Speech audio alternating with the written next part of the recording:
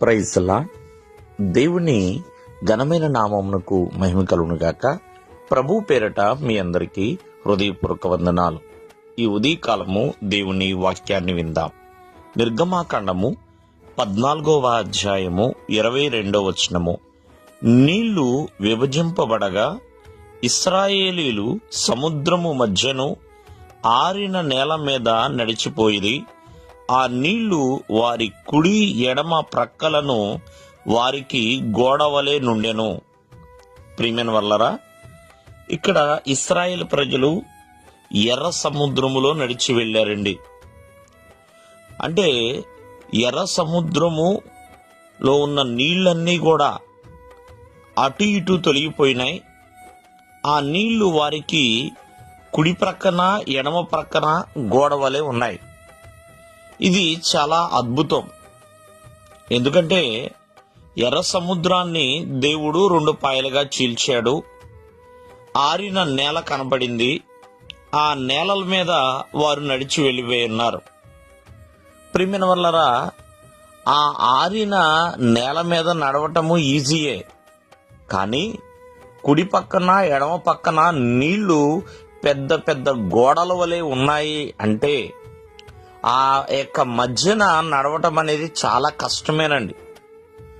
ఎందుకనంటే సముద్రం అంటే చిన్నది కాదు, కొన్ని కిలోమీటర్లు కలిగిన సముద్రం. మరి అటువంటి సముద్రములో ఇశ్రాయేలు జనాంగము నడవటము ఎంత భయంతో కూడుకున్నదండి. కానీ నమ్మకమే వారిని నడిపించింది.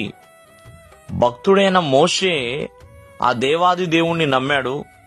అలాగే ఇశ్రాయేల్ జనాంగము మోషేను నమ్మారు. నమ్మకమే వారిని ఆ ఎర్ర సముద్రములో నడిపించింది. ప్రియమైన వర్లరా, మోషే ఎంతగానో ప్రభువుని నమ్మాడు కాబట్టి ఇశ్రాయేల్ ఎదుట దేవుడు ఎన్నో అద్భుతాలు, ఆశ్చర్య కార్యాలు చేసి ఉన్నాడు.